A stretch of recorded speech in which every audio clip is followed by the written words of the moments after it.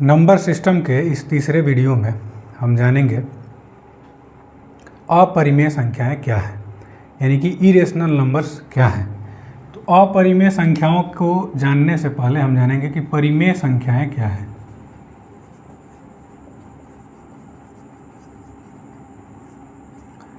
तो ऐसी वे सारी संख्याएं जिन्हें हम P/Q के रूप में लिख सकते हैं वो सब परिमेय संख्याएं हैं, बशर्ते कि Q का मान इसमें 0 नहीं होना चाहिए। यानी कि ऐसी सभी संख्याएं जिनको हम P/Q के रूप में लिखते हों लेकिन उनका हर जो है वो 0 ना हो, उन संख्याओं को हम परिमेय संख्या कहते हैं। इसके पीछे वाले वीडियो में बताया जा चुका है कि परिमेय संख्याएं जो भी होती है उनका दशमलव प्रसार जो होता है वो या तो शांत होता है।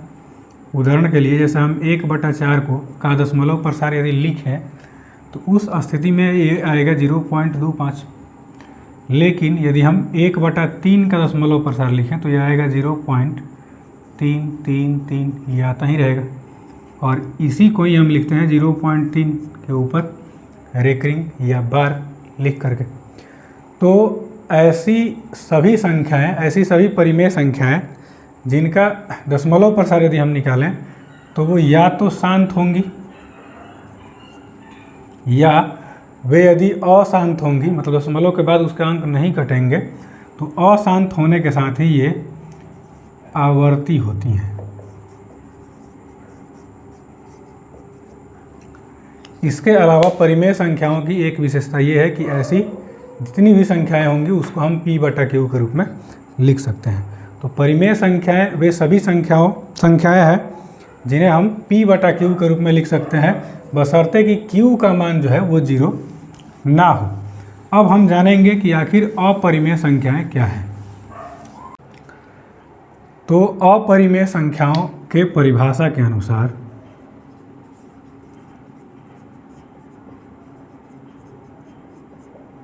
जिनको हम कहते हैं इरेशनल नंबर,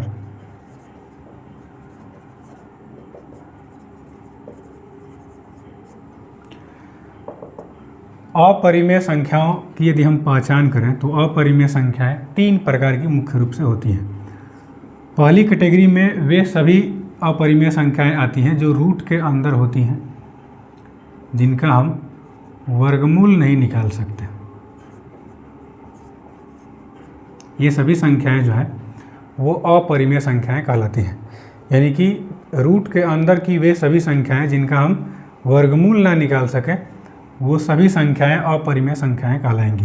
यहाँ पे √4 जो है वो एक अपरिमेय संख्या नहीं है, क्योंकि √4 का वर्गमूल जो होता है वो होता है 2।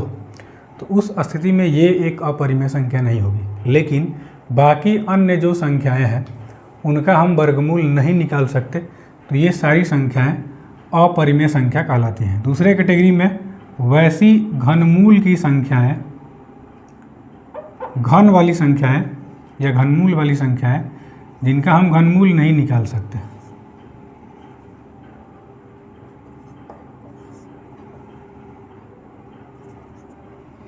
तो हम 3 का घनमूल नहीं निकाल सकते, 9 का घनमूल नहीं निकाल सकते, 16 का घनमूल नहीं निकाल सकते, लेकिन 27 का हम घनमूल निकाल सकते हैं, क्योंकि 27 जो है वो टूटेगा 3 × 3 × 3 के रूप में। 3 में से एक 3 बाहर आएगा तो इसका घनमूल होगा 3। इस तरह से 3√27 जो है वो एक अपरिमेय संख्या नहीं है। बाकी अन्य जो संख्याएं हैं वे अपरिमेय संख्याएं होती हैं। तो अपरिमेय संख्याओं की 2 कैटेगरी होगी। पहली कैटेगरी में वे सभी संख्याएं आएंगी जो रूट के अंदर होंगी, जिनका हम वर्गमूल नहीं निकाल सकते। दूसरी कैटेगरी में वैसी अपरिमेय संख्याएं आएंगी जो घन के अंदर होंगी या घनमूल के अंदर होंगी, लेकिन इसका हम घनमूल नहीं निकाल सकते, यानी कि वो पूर्ण घन नहीं होंगी। ऐसी संख्याएं जो होंगी वो अपरिमेय संख्याएं होंगी। तीसरी कैटेगरी में वे संख्याएं आती हैं जो दशमलव के रूप में लिखी जाती हैं,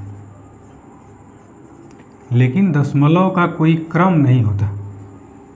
इस प्रकार की संख्याएं जो होती हैं वो अपरिमेय संख्याएं होती हैं। लेकिन यदि हम दशमलव के बाद ऐसी संख्याओं को लिखें जो एक निश्चित क्रम में या सीक्वेंस के अनुसार लिखी गई है तो वो संख्याएं अपरिमेय संख्याएं नहीं होंगी। तो ये एक अपरिमेय संख्या है क्योंकि इसमें अंक जो है वो रिपीट नहीं कर रहे हैं। यहाँ पे 200, फिर 2000, 20,000, इस तरह से संख्या के अंक आ रहे हैं। लेकिन इसमें यदि हम देखें तो 14, 24, फिर 24, फिर 24, फिर 24, इस तरह से 24 जो है वो संख्या में बार बार रिपीट हो रहा है। तो इस तरह से ये एक अपरिमेय संख्या है, लेकिन ये एक अपरिमेय संख्या नहीं है क्योंकि इसको हम रेकरिंग के रूप में इस तरह से लिख सकते हैं। 24 इसमें बार बार रिपीट कर रहा है, तो उस स्थिति में ऐसी दशमलव की संख्याएं जिसमें दशमलव के बाद के अंक जो है वो रिपीट ना करें तो वे सारी संख्याएं जो है वो अपरिमेय संख्याएं होती हैं। इसमें ध्यान रखना ये है कि दशमलव के बाद के संख्या के अंक रिपीट भी नहीं करने चाहिए और दशमलव के बाद के संख्या के अंक जो है वो निश्चित भी नहीं होने चाहिए। जैसे यदि हम इस तरह से संख्या को लिख दें, दशमलव की संख्या को, तो ये एक अपरिमेय संख्या नहीं है क्योंकि इसमें संख्या जो है वो पॉइंट के 3 अंक तक जाने के बाद कट जा रही है। तो उस तरह से ये संख्या एक अपरिमेय संख्या नहीं होगी। लेकिन ये सारी संख्याएं जो है वो अपरिमेय संख्याएं कहलाती हैं। अब अपरिमेय संख्याओं से जुड़े कुछ विशेष नियम हैं जिनको हमें समझना है। अपरिमेय संख्याओं में बताए कि 3 प्रकार की संख्याएं मुख्य रूप से आती हैं। पहली वो है जो रूट के अंदर लिखी जाती हैं, दूसरी वो है जो घनमूल के अंदर लिखी जाती हैं, और तीसरी वो है जो दशमलव के रूप में लिखी जाती हैं लेकिन दशमलव के बाद के अंक जो हैं वो रिपीट नहीं करते और दशमलव के बाद के अंकों की कोई सीमा भी नहीं होती। वे सभी संख्याएं अपरिमेय संख्याएं कहलाती हैं। इन तीनों कैटेगरी की संख्याएं अपरिमेय संख्याएं हैं। लेकिन इसमें देखा जाए तो पाई भी एक अपरिमेय संख्या ही है क्योंकि पाई को यदि हम लिखते हैं तो इसका वैल्यू आता है 22/7। तो 22/7 जो है वो तो एक परिमेय संख्या है, लेकिन पाई एक अपरिमेय संख्या है। कहने का तात्पर्य ये है कि पाई का वैल्यू जो है वो 22/7 एक्यूरेट वैल्यू नहीं है, ये एक अनुमानतः मान निकाल दिया गया है और इसी का इस्तेमाल हम लोग पाई के लिए करते हैं जो एक परिमेय संख्या है। तो यहाँ पे 22/7 एक परिमेय संख्या है, लेकिन पाई जो है वो एक अपरिमेय संख्या होती है। अब अपरिमेय संख्याओं के यदि ऑपरेशंस को हम देखें, इनके ऊपर जो संक्रियाएं होती हैं, जैसे उदाहरण के लिए यदि हम कोई अपरिमेय संख्या को लें और उनको जोड़ें तो उस स्थिति में इनका योगफल जो होगा वो होगा 2√3 और ये भी एक अपरिमेय संख्या ही होगा। तो उदाहरण के लिए यदि हम देखें तो 2 अपरिमेय संख्याओं का जोड़ एक अपरिमेय संख्या यहाँ पे आ रहा है, लेकिन कुछ कंडीशन में 2 अपरिमेय संख्याओं का योग एक परिमेय संख्या भी आ सकता है। उदाहरण के तौर पे यदि हम देखें तो 3 + √3 और इसमें यदि हम जोड़ दें 3 - √3 तो ये भी एक अपरिमेय संख्या है, ये भी एक अपरिमेय संख्या है। उस स्थिति में यदि हम इन दोनों को जोड़ें तो ये कट जाएगा और आएगा हमारे पास 6।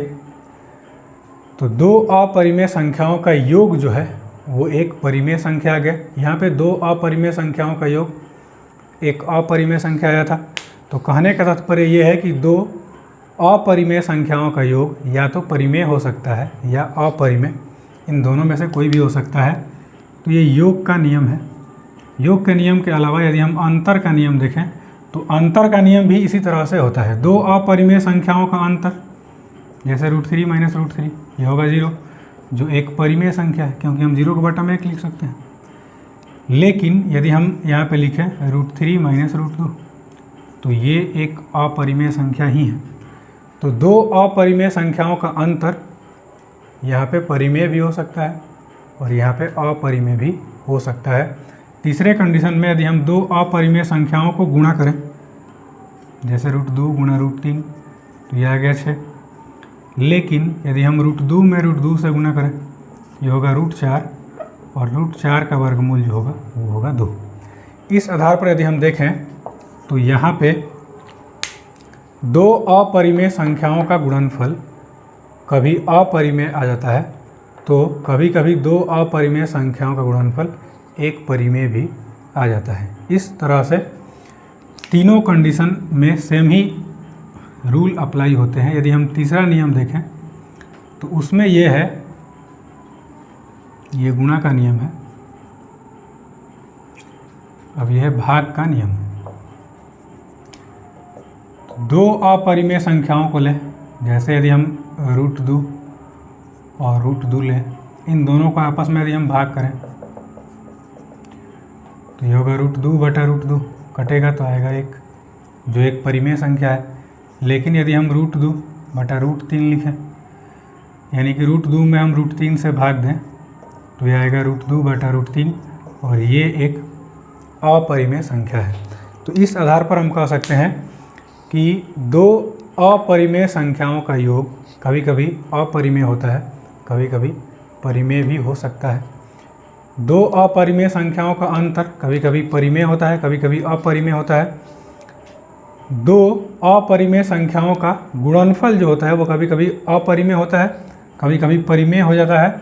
और दो अपरिमेय संख्याओं का भागफल जो होगा वो भी कभी कभी परिमेय होगा और कभी कभी अपरिमेय होगा। इस तरह से दो अपरिमेय संख्याओं पर यदि हम ऑपरेशंस करें, जोड़ का या घटाव का या गुणा का या भाग का, तो हर एक स्थिति में या तो वो परिमेय आएगा या अपरिमेय आएगा।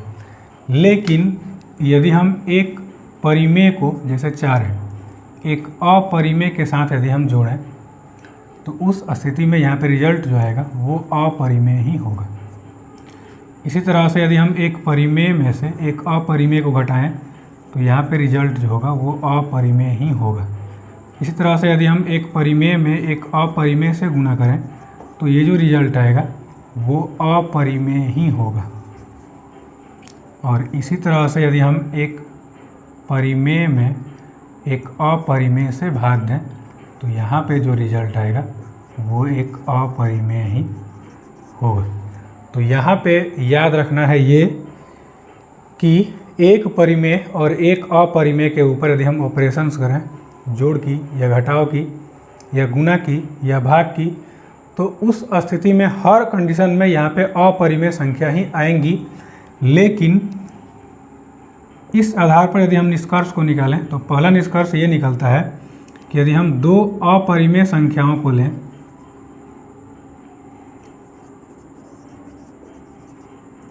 और इन पे या तो हम जोड़ की संक्रिया करें या घटाव की या गुणा की या भाग की, तो हर स्थिति में यहाँ पे जो रिजल्ट आएगा वो या तो अपरिमेय होगा या यहाँ पे परिमेय होगा।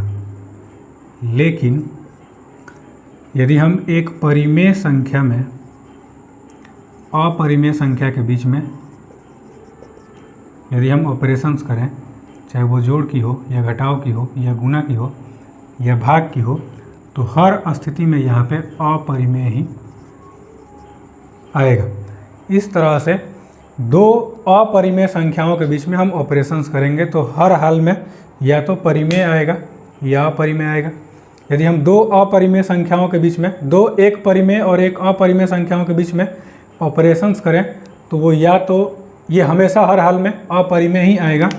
लेकिन तीसरे कंडीशन में हम कह सकते हैं कि दो परिमेय संख्याओं के बीच में यदि हम ऑपरेशंस करें, जोड़ की, घटाव की, गुणा की या भाग की, तो यहाँ पे हर कंडीशन में परिमेय ही आएगा।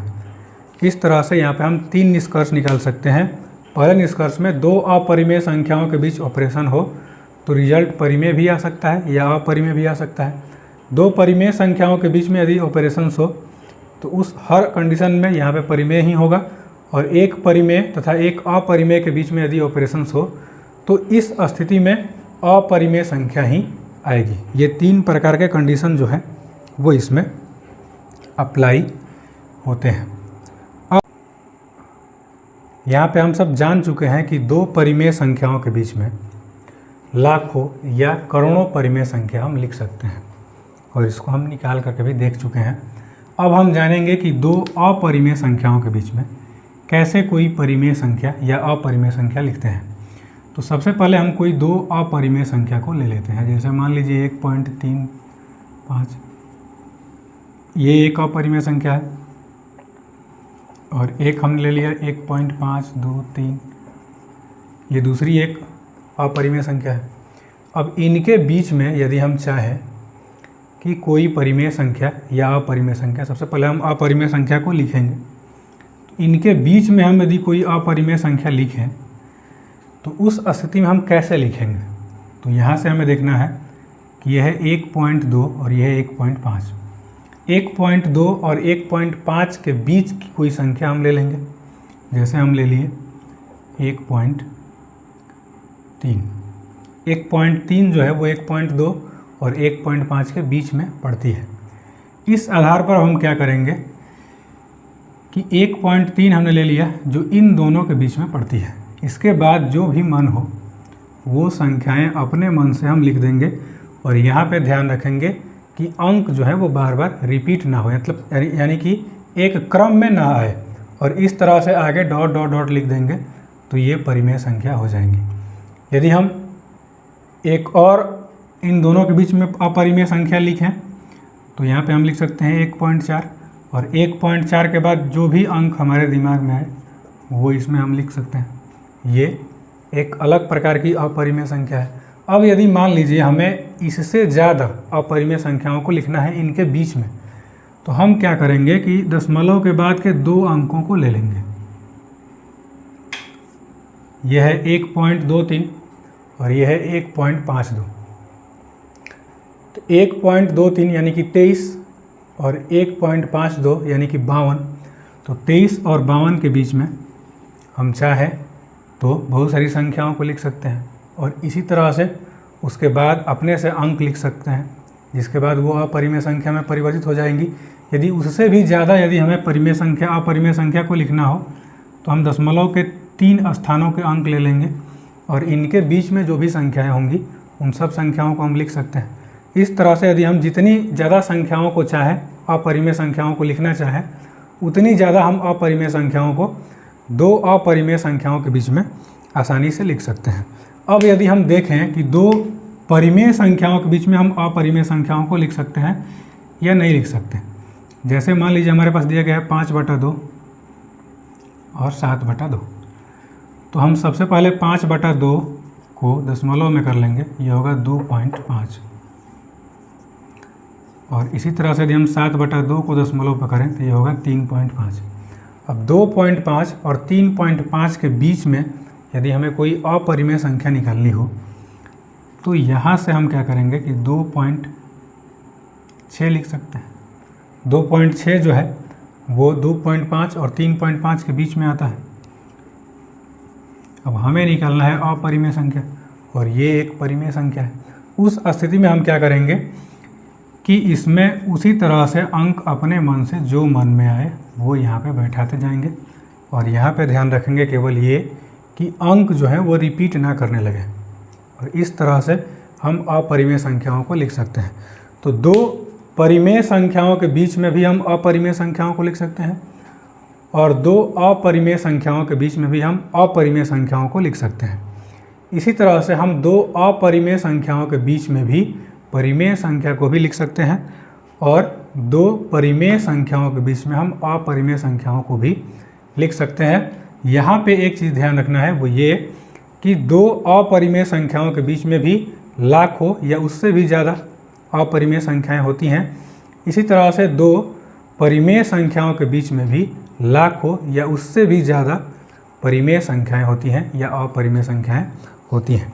इस तरह से हम अपरिमेय संख्याओं को या परिमेय संख्याओं को आसानी से लिख सकते हैं। अब इसमें थोड़ा सा आगे बढ़ें तो यदि हम चाहें कि इन अपरिमेय संख्याओं को रियल लाइन के ऊपर यानी कि वास्तविक संख्या रेखा के ऊपर कैसे दर्शाएंगे, तो आइए हम देखते हैं। जैसे पहला इसमें अपरिमेय संख्या है √2। इस अपरिमेय संख्या को यदि हमें दर्शाना हो संख्या रेखा के ऊपर या वास्तविक संख्या रेखा के ऊपर, तो हम यहाँ से एक लाइन ले लेंगे, एक मूल बिंदु होगा ओरिजिन। यहाँ से हम क्या करेंगे कि एक इकाई, एक यूनिट, यहाँ से एक लेंथ ले लेंगे, यहाँ पे हम लिख देंगे OB = 1 यूनिट। इसके बाद हम क्या करेंगे कि B से OB के बराबर यहाँ से एक लंबाई लेंगे परपेंडिकुलरली, ये होगा A। तो यहाँ से OB परपेंडिकुलर हम खींचेंगे, इस पे लंब AB, और OB जो होगा और AB जो होगा ये दोनों ही 1 यूनिट के होंगे, लगभग इसका मान 1 इकाई होगा। तो यहाँ पे ये मान है 1 इकाई, यहाँ पे ये मान है 1 इकाई। अब यहाँ से हम क्या करेंगे कि A से O को इस तरह से मिला लेंगे।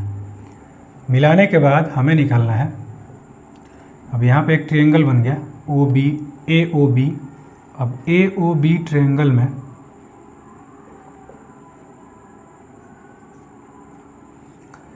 यदि हम AO का वैल्यू निकालें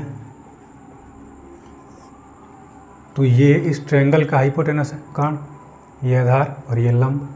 उस स्थिति में ये होगा आधार का स्क्वायर यानी कि OB का स्क्वायर प्लस लंब का स्क्वायर AB का स्क्वायर, और इस तरह से ये होगा 1 का स्क्वायर प्लस 1 का स्क्वायर जो होगा √2। तो O से A का जो लेंथ है वो कुल मिला करके आ गया √2। अब हम क्या करेंगे कि यहाँ से OA को त्रिज्या मानते हुए,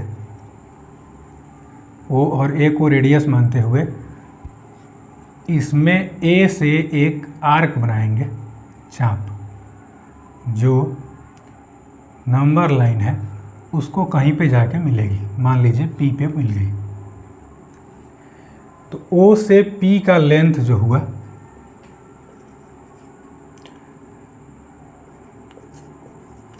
वो यहाँ पे होगा √2 इकाई। इस तरह से हम किसी नंबर लाइन पर अपरिमेय संख्या यानी कि इरेशनल नंबर को रिप्रेजेंट कर सकते हैं।